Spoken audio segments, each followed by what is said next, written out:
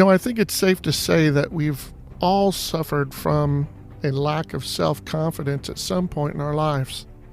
Whether it's starting a new job or a new school, or maybe it's public speaking, or maybe we just have a lack of self-confidence in social situations.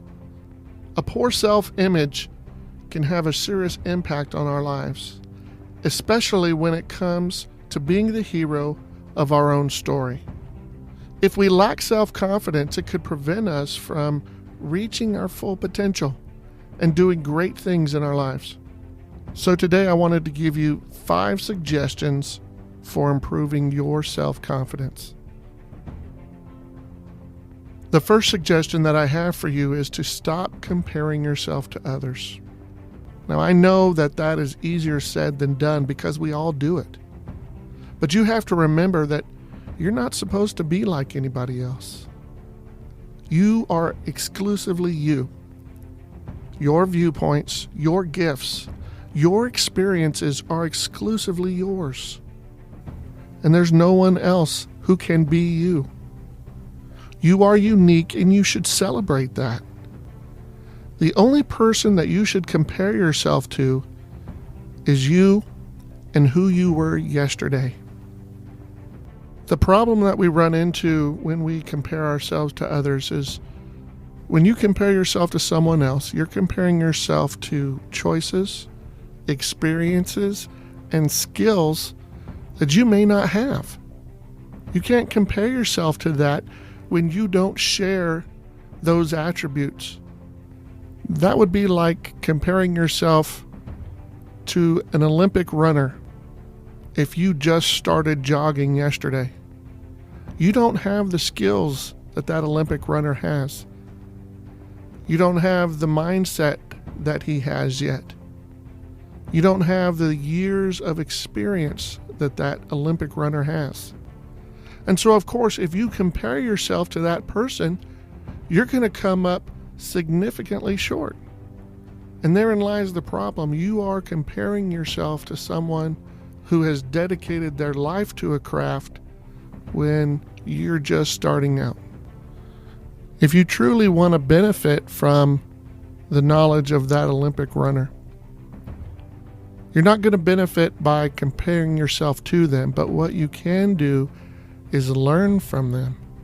Find out what they did to get to that point. Find out what they do in the morning when they wake up.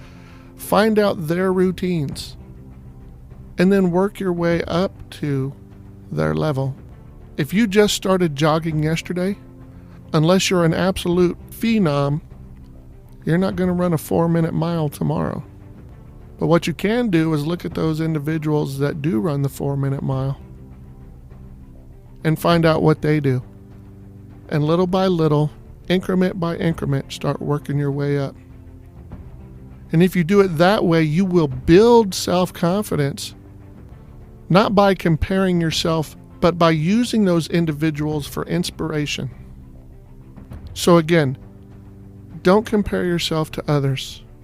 The only person you need to compare yourself to is you yesterday.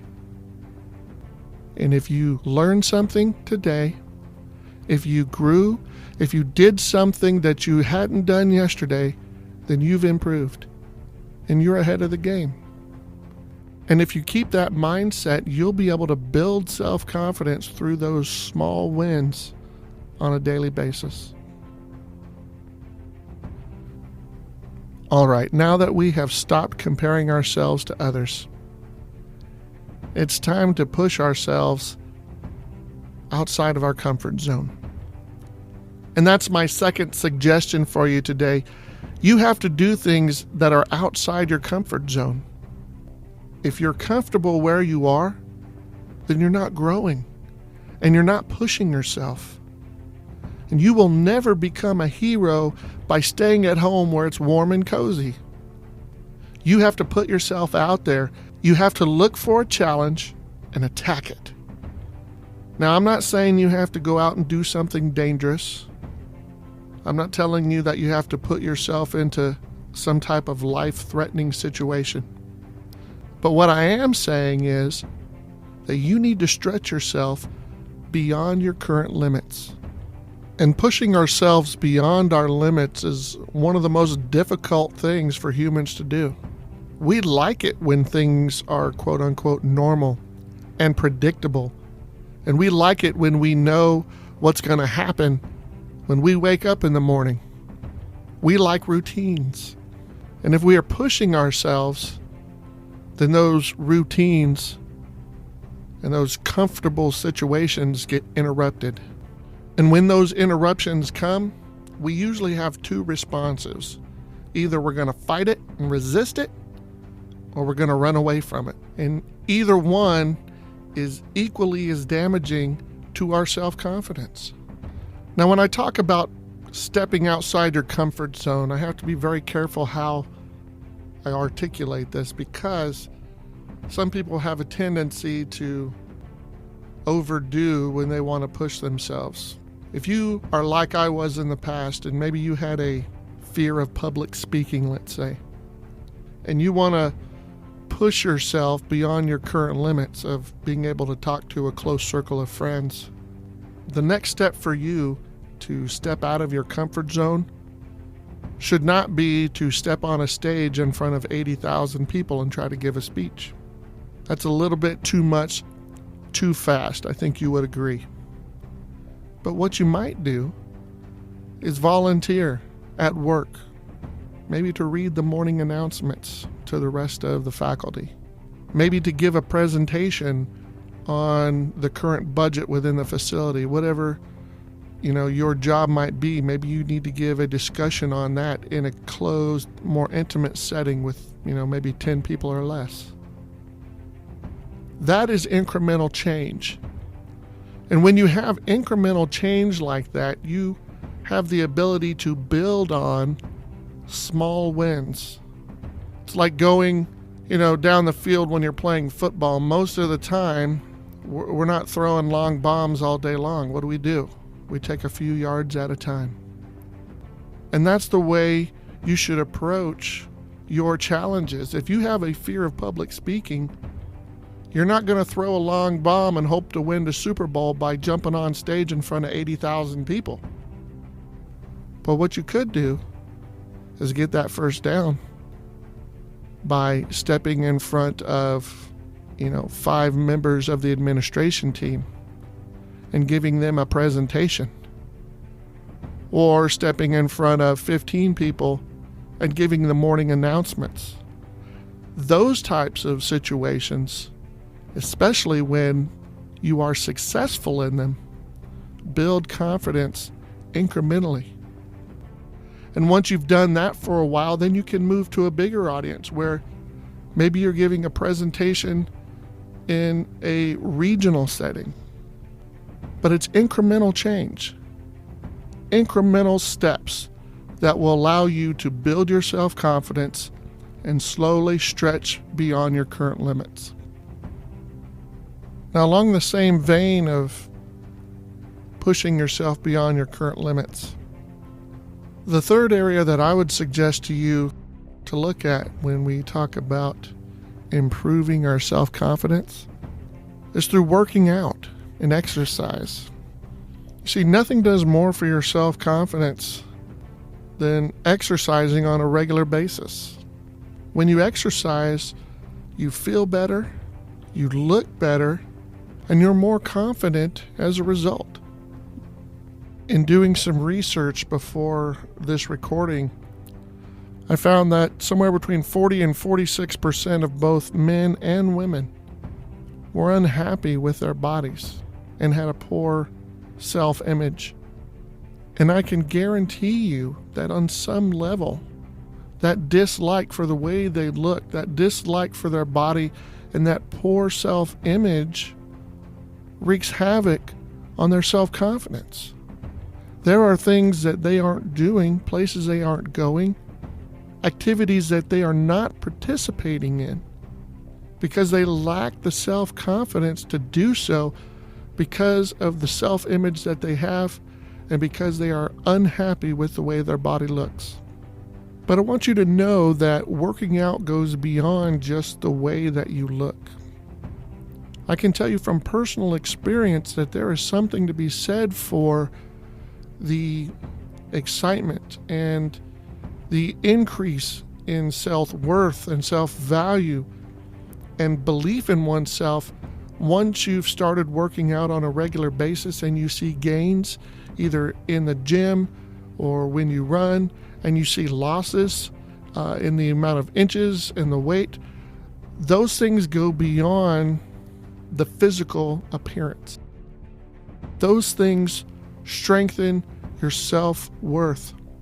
And when you can change the way you look on the outside, that will change how you feel about yourself on the inside. And it is that feeling or the way you feel on the inside that is going to be the most powerful catalyst for a change in your self-confidence. I think the change in the way your body looks is merely a byproduct of the change that's internal. And I really believe that the change internally is more important than the change externally. So I would recommend to you that if you want to start to improve your self-confidence, no matter how small it is, make a change to your workout regimen. If you don't have one, start one. Take a walk every night. Go to the gym, lift some weights, do it safely, get someone to show you how. But if you do these things incrementally again, you can change the way you view yourself both internally and externally. And that is going to do wonders for your self-confidence. The fourth thing that I would suggest to you to improve your self-confidence is to do things for others. Go out and do something for someone else. And when you go out and do that thing, whatever it is, do it with absolutely zero expectation of a return. I think that is the key with this particular exercise as far as building self-confidence. If you go out and do something with an expectation of a return, you're going to put undue pressure on yourself or the situation to give you something that's going to make you feel better about you. And then if it doesn't happen the way you think it should, then you don't get that validation. So I'm asking you to go out and do something for someone. Maybe you know them, maybe you don't. But I'm asking you to go out and do something for someone else with absolutely no expectation of a return. I'm asking you to go do something for someone where you don't even think or don't even know if you're going to get a thank you, a reply back. If you bought something for somebody, maybe you don't even know if you're going to get paid back, and I would tell you to expect not to. Make this exercise purely about being in the moment and doing something for someone else because you have the ability to do it, not because they have the ability to affirm you or make you feel better about you. If you can go out and give in some way, shape, or form, and you can do it without having to have that instant validation, that thank you, that repayment of some kind. It frees you to simply be in the moment. And when you are in that moment and you see the joy that you've brought to someone, and you see the change that you're able to make in somebody's life, or the situation that you can improve, it does amazing things for your confidence. And it makes you want to do more. And what's so interesting about this exercise is that if you can do this and do this with complete anonymity, so that the person that received your gift or your contribution doesn't even know it was you, it is so much more satisfying, and it is much more confidence building because you get the most pure reaction. You get the truest response to what you've been able to do. And there's nothing better in my mind than being able to help someone else simply because you have the ability to, not because they can repay you, not because you're going to get recognition, but nothing else except for the joy of seeing that person's face who has been aided by what you did. And I would suggest to you that if you could do this on a regular basis, you would build a tremendous amount of self-worth, confidence, and self-esteem. I used to listen to a Christian comedian. His name is Brad Stein. In all of his comedy, he would get to some serious parts of his show, and he would say, if you want self-esteem, you don't get that by getting accolades and plaques and attaboys and hand claps. You get that by contributing to others, putting others first, esteeming others before yourself. And I say take that a step further and esteem them and give and do those things. And if you can do it anonymously with no expectation of return, that self-esteem, that self-worth, that self-confidence would grow even more. So I challenge you this week. Find somebody that needs your assistance in some way, shape, or form. It doesn't have to be with money. It could be with prayer. It could be with a gift. It could be that somebody needs help carrying a box into a store. Whatever it is, I challenge you to give beyond yourself this week. And do it with absolutely no expectation of a return. Don't expect a thank you. Don't expect repayment. Just do it. And then continue to do it. And I guarantee you that it will do wonders for your self-worth, your self-esteem, and your self-confidence. The last suggestion that I have for you today might seem overly simplistic. But when you think about the challenges that are in front of you and the things that hold us back, and as it deals with self-confidence, I want you to ask yourself, in whatever situation that you're in, ask yourself honestly, what's the worst that could happen? Seriously ask that question. Having a lack of self-confidence is because we fear failure. We fear non-acceptance. We fear just not being good enough. But in the end, you have to ask yourself, what really is the worst that could happen? Most of the time, the consequences of failure are not as bad as we build them up to be in our mind. In our minds, we often build failure up and we put it together scenarios that are far worse than what actually happens in reality. So take an honest look and really ask yourself that question. If I'm giving a speech and I stutter on a word, what's the worst that's going to happen? Maybe I have to start over. Maybe I have to make a quick joke about the mistake I made, but then you pick up the pieces and you keep going. I can tell you from personal experience that when I've been in situations where I have been deathly afraid to do something, more often than not, the people that you're interacting with, the people that you're afraid to stand in front of, the people that you're afraid to ask that question of, those people are rooting for you. Those people want you to succeed. So ask yourself in that situation, really, what is the worst that could happen? Most of the time, I would tell you that it's not going to be as bad as you think. And when that situation does happen that you are afraid of, because it's going to, if you put yourself out there, if you follow the steps that we've already talked about, you're going to get into a position where you're not going to win every time. That's reality. But I can almost guarantee you that when that situation does finally happen, you're going to look back at it and you're going to say, you know what? It wasn't as bad as I thought. And if you can do that and then learn from that situation, then you haven't failed. You found another better way to move forward. And what's more confidence building than doing it better the next time? Knowing a pitfall and being able to avoid it.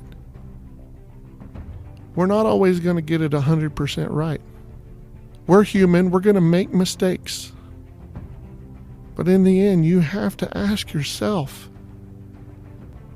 if this speech isn't perfect, what's the worst that's going to happen? More often than not, the scenario in your mind is far worse than reality. So let's give reality a try. Let's put ourselves out there. And let's build on those small wins, those successes, and build incremental change. I think that's been a theme throughout this entire episode, is incremental change. Use the building blocks of each success to build your self-confidence as you move forward.